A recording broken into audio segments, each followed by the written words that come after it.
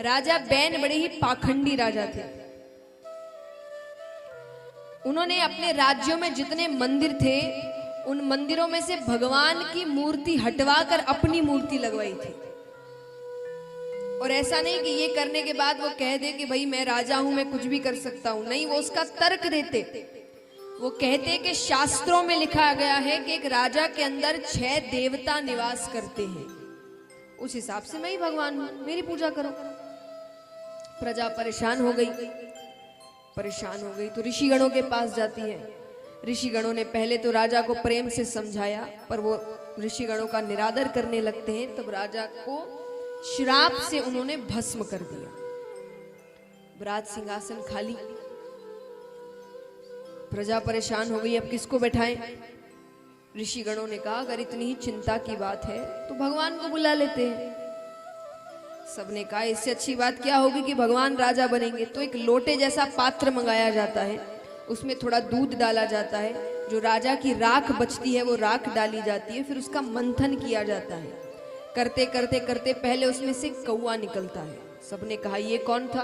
बोले ये राजा के पाप थे। चले गए। फिर मंथन करते करते करते करते साक्षात परम पिता परमेश्वर का एक रूप, राजा पृथु के रूप में भगवान वहां पर प्रकट होते हैं।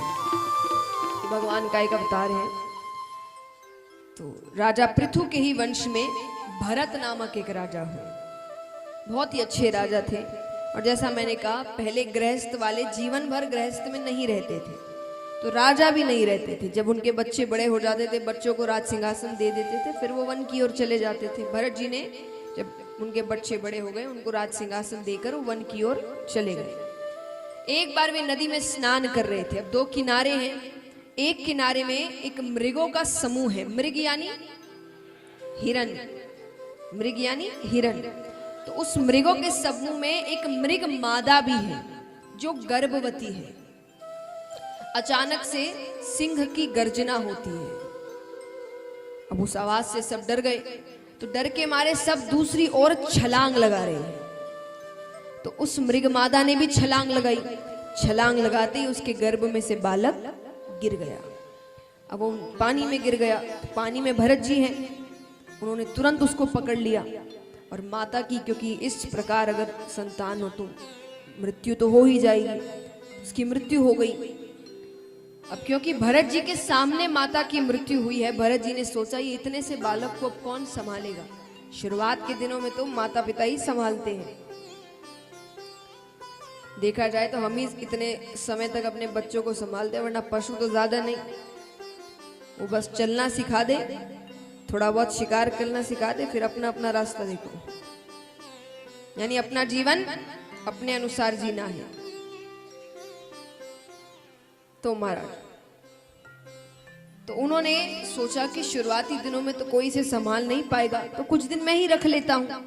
तो भरत जी अपनी कुटिया लेकर आ गए। उसको कुटिया लेकर आ गए। तो अब देखिए मनुष्यों का स्वभाव है, 24 घंटे अगर किसी के साथ बिता रहे हैं तो उसमें मोह पड़ जाना स्वाभाविक है।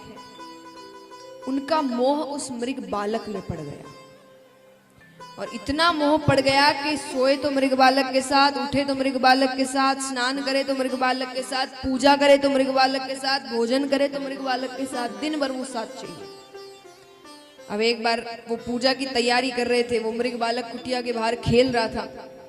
उन्हें लगा तैयारी कर लूं फिर उसे अंदर बुला लूंगा। अब वो जब तक तैयारी कर रहे, बाहर एक मृगों का समूह आया। उसने अपने जैसों को देखा, वो उनके साथ चला गया। उसका मोह नहीं पड़ा इतना, वो चला गया। तैयारी खत्म हुई, वो बाहर आते हैं। बाहर आए तो मृग बालक गायब, कहीं नहीं दिख रहा। बहुत ढूंढते हैं, खूब रो रहे हैं, कहाँ गया कहाँ गया। जंगल में कहाँ मिले कोई। आजकल तो फिर भी जंगल थोड़े ठीक होते हैं, वरना पहले के जंगल तो एक बार व्यक्ति अंदर घुस जाए बाहर निकलना मुश्किल हो, ऐसे रास्ते हैं। खूब ढूंढते हैं, उनको कहीं नहीं मिलता। ठीक है, समय बीतता जाता है, धीरे कुछ साल बीते। अब अंत समय आया उनका। अंत समय में भी उनके मुख में एक ही नाम है, मेरा मृग बालक कहाँ गया। कहते हैं अंत समय में जिसका नाम मुख से ले ले वही योनि प्राप्त होती है। इसलिए अधिकतर लोगों को कहा जाता है कि भगवान का नाम लीजिए, यानी जन्म मृत्यु के चक्कर से छुटकारा मिल जाए। उन्होंने मृग का नाम लिया, दूसरी योनि उनको मृग योनि प्राप्त हुई। पर क्योंकि अपने राज्य काल में उन्होंने इतने पुण्य किए थे कि उनकी बुद्धि भ्रष्ट नहीं हुई, उनको सब याद था। तो याद होने के कारण मृग योनि में भी वो सही समय पर उठते, स्नान करते, मन में भगवान का नाम जप करते। तो इस कारण दूसरी योनि उन्हें मनुष्य योनि प्राप्त हुई।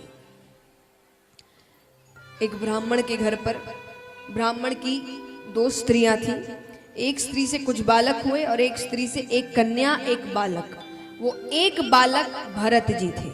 संयोग से इस जन्म में उनका नाम भरत ही पड़ा।